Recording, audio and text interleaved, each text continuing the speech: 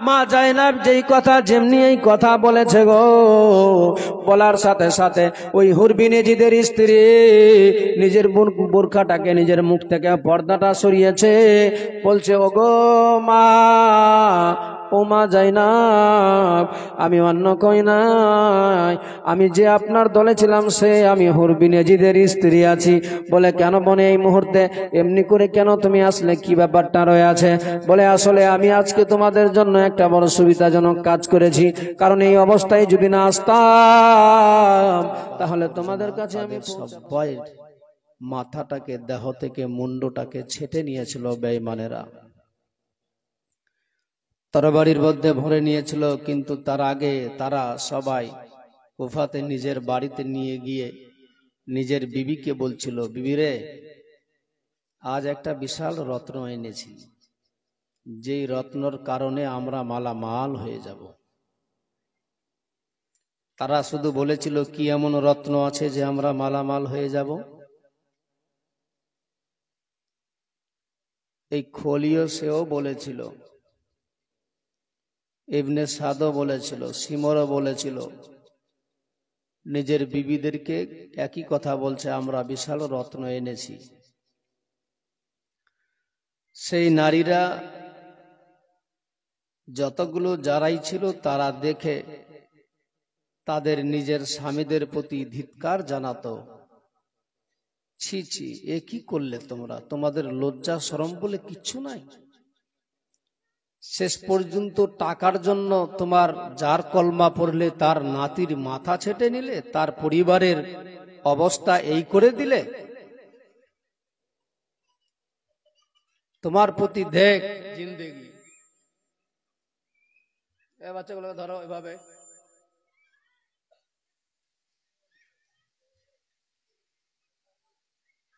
একবারও বিবেকে লাগলো না, বাঁধলো না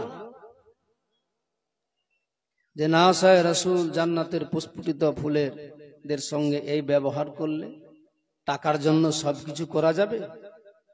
তোমার মতো স্বামীর আমার প্রয়োজন নাই, তোমার সঙ্গে আমি সংসার আমি করতে চাই না। আজকে রাত্রি আছে বলে যদি সকাল থাকতো তাহলে এক্ষুনি তোমার বাড়ি ছেড়ে বেরিয়ে যেতাম। ইমাম হুসেন আকার মাথা রেখেছে বাড়িতে, এই বেঈমানেরা আমার, অথচ ওই বাড়িতে একদিকে যে আমার হুসেন আকার মাথাকে এমনি করে কষ্ট দিয়েছে, দুঃখ দিয়ে আমার হুসেন আকার মাথা মুন্ডকে ছেটে নিয়ে বাড়িতে গেছে, তার বিবি তাকে বলছে আমি তোমার সঙ্গে সংসার আর করব না, রাত্রি আছে বলে সকালবেলা বেরিয়ে যাব, এটাই শেষ রাত আমার তোমার সঙ্গে। সব নারীরা একই কথা লিখেছে, একই কথা বলেছে যে আমরা যখন রাত্রিবেলায় ছিলাম সেই সময় চোখটা একটু বন্ধ হয়েছে, তন্দ্রা এসেছে, স্বপ্ন যোগে যেন দেখছি সাদা হিজাজি লেবাস পরে অতিরিক্ত সাদা পরিষ্কার চেহারা, চকচক করে, দাড়ি থেকে চুল থেকে সব পাকা, এত দেখতে সুন্দর, অতি সুন্দর। আমি দেখলাম, আমরা সবাই, সব নারীরা একই কথাই বলেছিল যে দেখলাম অনেক জনাকে একসঙ্গে ইমাম হুসেনের কাছে আসছে আর ইমাম হুসেনের কপালের মধ্যে চুম্বন দিয়ে চলে যাচ্ছে। ওই আল্লাহর বান্দি তারা কেমন ছিল? তারা বলছে যে আমরা সেই সময় আমি জিজ্ঞেস করেছিলাম তোমরা কে গো? সেই সময় বলেছিল আল্লাহর বান্দিরে তুমি চিনতে পারলে না? আজকে তোমার স্বামী অর্থের লোভে, টাকার কারণে নবীর আওলাদকে, নবীর খানদানকে, যার কলমা পড়েছে তার আওলাদকে আজকে জবাই করে দিয়ে শহীদ করে দিয়েছে। আমরা সজ্জনা করতে পেরে জান্নাত থেকে এসে পৌঁছেছি, আমার নাম হচ্ছে ইব্রাহিম নবী।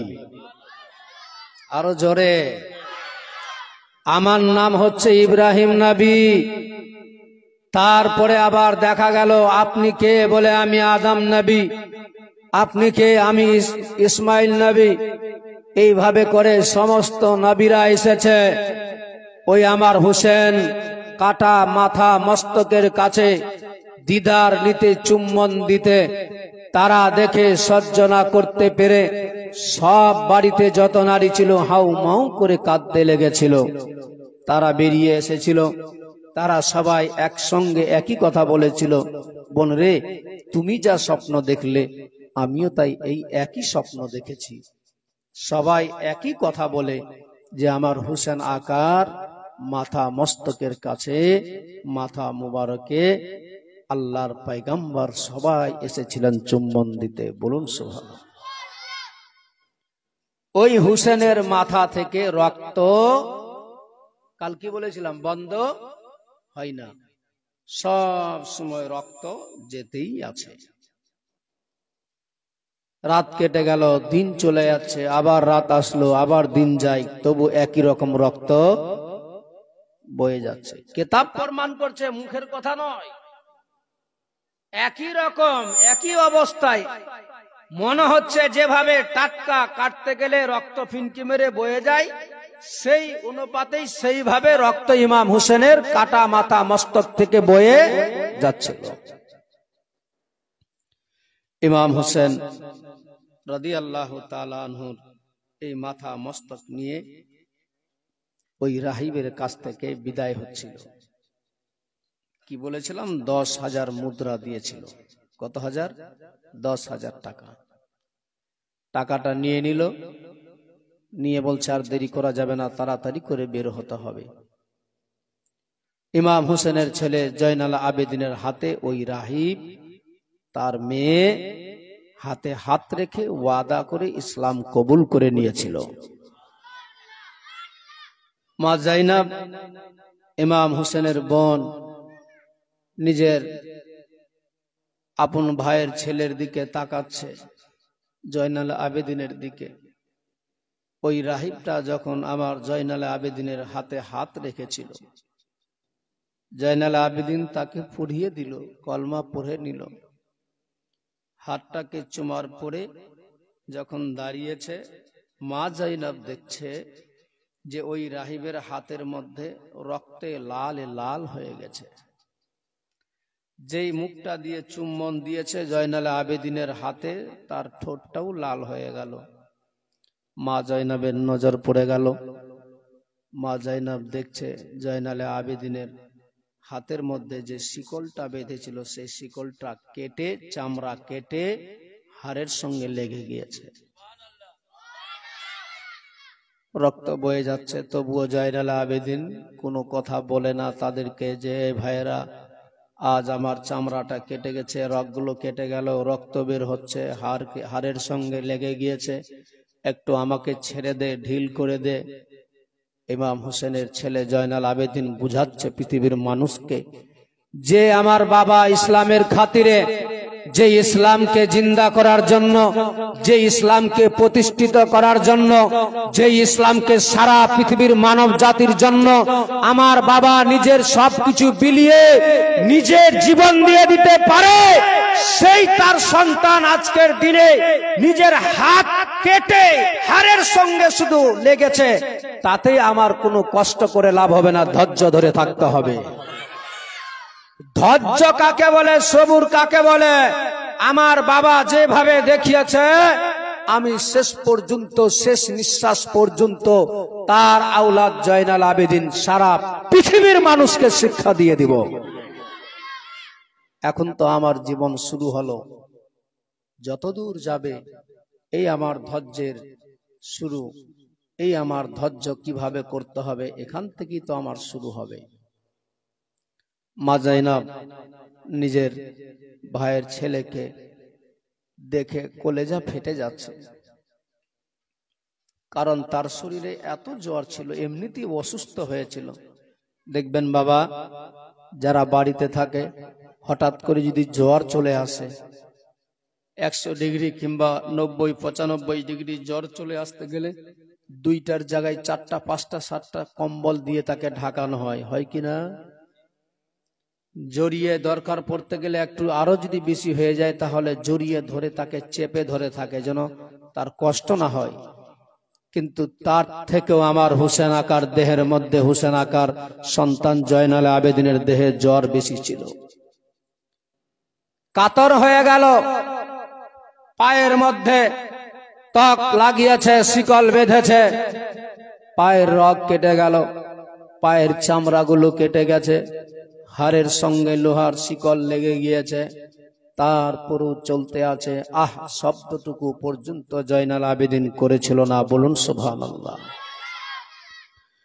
এ বাবাজি ভাইরা ও আমার মা বোনেরা, আল্লাহ তাআলা কেমন ধৈর্য দিয়েছিলেন, সবুর কেমন দিয়েছিলেন। জয়নাল আবেদিনের অবস্থা দেখে মা জাইনাব তাকিয়ে আছে। জয়নাল আবেদিনের ফুফু মা জাইনাব যেন দেখে গো, বলে আল্লাহ, ওগো মাবুদ গো, এই আমার ভাইয়ের ছেলে এ তো কোনো অন্যায় করে নাই, অপরাধ করে নাই, এই এমনিতে অসুস্থ হয়ে আছে, আজ তারপরও তার প্রতি এত জুলুম অত্যাচার শুরু হয়ে গিয়েছে। আমার হোসেন আকার ছেলে জয়নাল আবেদিন চলতে লাগলেন সবার সঙ্গে। মা জাইনাব আছে, মা শহর বানু আছে। আমি বলেছিলাম আপনাদের মাঝে দেহের মধ্যে একটা ভালো কাপড় নাই। ওই গত কয়েকদিন ধরে একই কাপড় তারা পরে আছে, যেই কাপড়গুলো কারবালার ময়দানে রক্তে লালে লাল হয়ে গেল। দু একটা দিন এমনি ভাববেন, দেখেন একবার ভেবে, যদি একটু নোংরা লেগে যায়, রক্ত লেগে যায়, ওই কাপড়ে যদি ধুলোবালি পড়ে যায়, তাহলে কাপড়ের কালারটা কেমন হয়ে যাবে। ও বাবা, দেহের সঙ্গে ওই কাপড়টা চামড়ার সঙ্গে লেগে গিয়েছিল, কাপড়গুলো প্রচন্ড নোংরা হয়ে গেল। একটা কাপড় নাই, একটা ওড়নাও নাই, যা যা ছিল সব কেড়ে নিয়েছিল এই বেঈমানেরা, জালিমেরা। তাদের অন্তরে মায়া হলো না, তাদের অন্তরে কোনো দয়া হলো না। ও বাবাজি ভাই, জয়নাল আবেদিন আগে আগে যায়, ইমাম হোসেন আকা পিছনে পিছনে। হোসেনের যত চাহনেওয়ালা ছিল গো, নারীরা ছিল, সবাই পিছন দিকে আছে গো। আরো একটা কথা বলি বাবা, রাস্তায় চলতে চলতে ওই রাত্রিবেলাতে রাহিবের ঘরের মধ্যে যখন তারা এমনি ঘটনা করেছিল, যারা আমার হোসেন আকার মাথা মস্তককে যেইখানে রেখেছিল, সেই জায়গাতে হুর বিন ইয়াজিদ যে কারবালার ময়দানে সর্বপ্রথমে শহীদ হয়েছিল গো, তারই বিবি ছিল, তার অর্ধাঙ্গিনী ছিল, তার জীবন সঙ্গিনী ছিল। সেই বিবিটা ওই হুর বিন ইয়াজিদের স্ত্রী। তার স্ত্রী সেই সময় ইমাম হোসেনের পরিবারের সঙ্গে সেও ছিল গো। সেই সময় বলেছিলেন, মা একটু আমাকে দিবে সুযোগ, আমি তাদের সঙ্গে কথা বলতাম। সেই সময় মা জাইনাব বলেছিলেন, বোন রে, কি বলতে যাবে এই মুহূর্তে? বলে, আমার কিছু বলার আছে, আমি আগে বলতে যেতে চাই। মা জাইনাবকে না বলে, শহর বানুকে না বলে চলে গেলেন সরাসরি ওই ইবনে সাদের কাছে। কারণ এই জন্যই বলতে চাই না, সে জানে, হুর বিন ইয়াজিদের স্ত্রী জানে গো, যে আমি যদি বলে দিই জাইনাবকে, বলি শহর বানুকে, তাহলে সরাসরি না বলে দিবে, কোনো মতেই রাজি হবে না। কারণ যেই পানির জন্য হুসেন আকা কারবালার ময়দানে জীবন দিয়ে দিল, যেই পানির জন্য তার সন্তান আলী আসগর 6 মাসের বাচ্চাটাকে জীবন দিতে হলো, যেই পানির জন্য সালামদার আব্বাস দুনিয়া ছেড়ে দিল, যেই পানির জন্য আলী আকবরকেও দুনিয়া ছাড়তে হলো, যেই পানির পিপাসার কারণে শেষ মুহূর্তে কাসিমকেও দুনিয়া ছাড়তে হয়েছিল, সেই পানি আজ আমরা নিব না, সেই পানির কোনো আমাদের দরকার না, আমরা পান করব না। যার জন্য হুর বিন ইয়াজিদের স্ত্রী বলতে রাজি হলো না গো।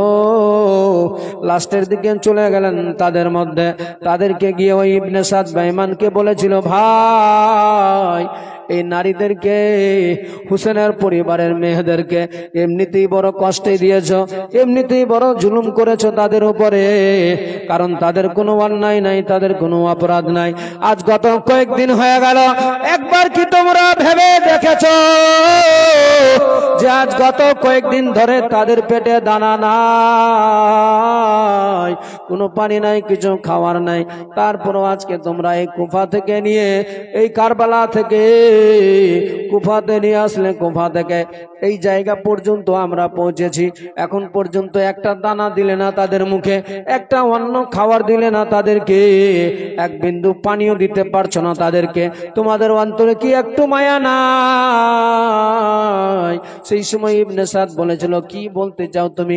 বলে, যদি দাও একটু পানি দিয়ে দাও, হয়তো তাদের জীবনটা বেঁচে যাবে। ওই ইবনে সাদ বেঈমান সেই সময় দু একটা মুশুকের মধ্যে পানি দিয়েছিল। রাত্রি সন্ধ্যার সময় ছিল গো। সেই সময় ওই মেয়েটা হুর বিন ইয়াজিদের স্ত্রী বুরখা পরিধান করে মুশুকের মধ্যে পানি নিয়ে ওই তাদের সামনে গিয়ে যখন দাঁড়াবে, মা জাইনাবের সামনে যেমনি দাঁড়িয়েছে, সঙ্গে সঙ্গে মা জাইনাব নিজের কোমর থেকে, নিজের কাছ থেকে একটা ভাঙা ছুরি ছিল গো, একটা ভাঙা চাকু ছিল, ওই চাকুটাকে বের করে বলে, খবরদার খবরদার, এই মুহূর্তে আর সামনে আগাবি না। এমনিতেই আমাদের সব লুটে নিয়েছ, সব কিছু আমাদের কাছ থেকে নিয়ে নিয়েছ, এই মুহূর্তে এখন আমাদের সঙ্গে কোনো খারাপ ব্যবহার আচরণ করবে না, নচেত তোমার আগে, নিজের জীবন দেওয়ার আগে তোমার জীবনটা নিয়ে আমি নিজেও দুনিয়া ছেড়ে দিব। এ বাবাজি ভাইরা, বড় সমস্যা আছে গো। বলে, কি নিয়ে এসেছো, কি বলতে চাও এই মুহূর্তে? বলে, দেখো এই মুশুকের মধ্যে পানি রয়ে আছে। কি রয়ে আছে? পানি আছে। আমি নিয়ে আসলাম একটু বোন রে, আজ গত 4 থেকে 5 দিন হয়ে গেল, কোন কিতাব লিখেছে 9 দিন গত হয়ে গেল। বোন, আল্লাহ তোমাদের ধৈর্য দিয়েছে, সবুর দিয়েছে, আল্লাহ তাআলার বড় রহমত তোমাদের প্রতি বর্ষিত হচ্ছে, যার জন্য এতক্ষণ ধরে তোমরা পানি না পান করে, কোনো দানা না পান করার পরও তোমরা বেঁচে আছো। অন্য কেউ নয়, আমার নবীর খানদান আছে বলে এটা সম্ভব আছে বাবা, নচেত কারোর জন্য বাঁচা সম্ভব ছিল না। আমার নবীরা থাকার কারণে, আমার নবীর খানদান থাকার কারণে তারা কয়েকটা দিন ধরে না খেয়ে দেয়, অমনিতেই একই অবস্থায় আছে। হুর বিন ইয়াজিদের স্ত্রী অঝুর নয়নে কাঁদতে লাগলেন। বলে, বোন গে, ও বোন জাইনাব, একটু নিয়ে নে পানিটাকে। ও বেটি, ও মা, তাড়াতাড়ি উঠে যা মা, এই দেখো আমাদের জন্য পানি আছে, একটু পানি পান করে নে তাড়াতাড়ি করে। মা জাইনাব যেমনি বলেছে, সেই সময় বলেছিলেন, মা ওগো চাচি যান, ওগো ফুপু যান, এই পানি তারপরে বড়জনরা খাবে, যেমনি বলেছে গো। সেই সময় বলেছিলেন, মা ও ফুপু যান, তাহলে তো আগে আমার জন্য পানিটা পান করা যাবে না। যদি ছোট্ট বাচ্চাদেরকে আগে পান করাতে হয়, তাহলে আমার তো হবে না। বলে, কেন হবে না? বলে, ও ফুপু যান, আমার আগে পান করাতে হবে। যেমনি এই কথা বলেছে, মা জাইনাবের চোখ দিয়ে টস টস করে পানি বয়ে যায়। মা শহর বানু হাউমাউ করে কাঁদতে লেগে গেল। সকিনা সেই সময় বলে, মা কাঁদতে জাহান্নামী বেঈমানেরা নিয়ে এসেছে। অঝুর নয়নে কান্না করে বলে, মা তাহলে পানি পান করব না। যে আলী আসগর ভাইয়ের জন্য আমার চাচা সালামদার আব্বাসকে বলেছিলাম পানির কথা, নবীর পহচান, খানদানের পহচান এটাই। দেখো দেখো, ধৈর্য করে বলে, সবুর করে বলে, আমরা শেষ পর্যন্ত দেখিয়ে দিব পৃথিবীর মানুষকে, এই বেঈমানদের হাতের দেওয়া পানি আমরা কেউ পান করব না। বর্তমানে দানেশকে ঢুকবে, দাঁড়িয়ে থাকতে হবে, অট্ট হাসিতে তোমরা ফেটে পড়বে। একটা দল নারীদের যাবে, তাদেরকে দেখে টিটকারি মেরে যা ইচ্ছা তাই বলবে, কেউ বাধা দিবে না। এটা এজিদের ঘোষণা।